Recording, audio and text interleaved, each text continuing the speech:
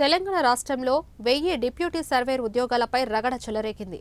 VRO, వీఆర్ఏల ద్వారా కాకుండా BTech, diploma, ITI, civil engineering అభ్యర్థులచే డైరెక్టర్ రిక్రూట్మెంట్ పీజీపీఎస్సీ ద్వారా మాత్రమే భర్తీ చేయాలని బీసీ సంక్షేమ సంఘం జాతీయ అధ్యక్షులు ఎంపీఆర్ కృష్ణయ్య డిమాండ్ చేశారు.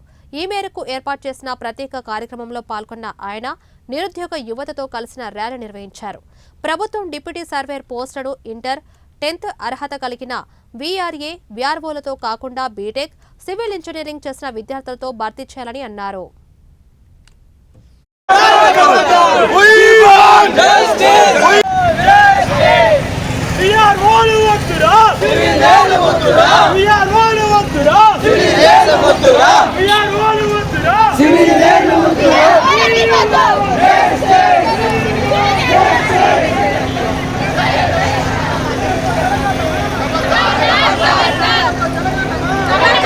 ఈ నూతన డిప్యూటీ సర్వేర్లను బీఆర్ఓలు కట్టబెట్టే అవకాశం ఉంది.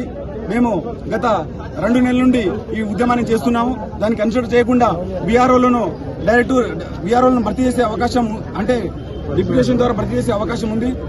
ఈ డిప్యూటీ సర్వేర్ అనేది ఒక టెక్నికల్ పోస్టు, టెక్నికల్ క్వాలిఫికేషన్ ఉన్న BTech in civil, ITI in civil, diploma in civil అభ్యర్థులతో భర్తీ చేయాలని మేము కోరుకుంటున్నాం. ఎట్ ద సేమ్ టైం ఏంటంటే గ్రామాల్లో చాలా భూ సమస్యలు ఎక్కువ ఉన్నాయి. అటు భూ సమస్యలు పరిష్కరించాలంటే ఒక టెక్నికల్ నాలెడ్జ్ ఉన్న పర్సన్స్ కావాలి. బీటెక్ సివిల్, ఐటీఐ సివిల్ చదివిన అభ్యర్థులు డిప్యూటీ సర్వేయర్ పోస్టులను రాష్ట్ర ప్రభుత్వం 1000 ఖాళీలు ఉన్నట్టు ప్రకటించింది.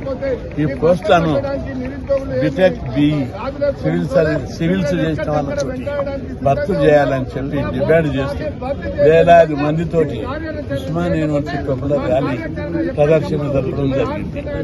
ప్రభుత్వము ఈ వచ్చే వీఆర్ఓ, ఇదే డిప్యూటీ సర్వేయర్ పోస్టులను వీఆర్ఏ, వీఆర్ఓలతో అంటే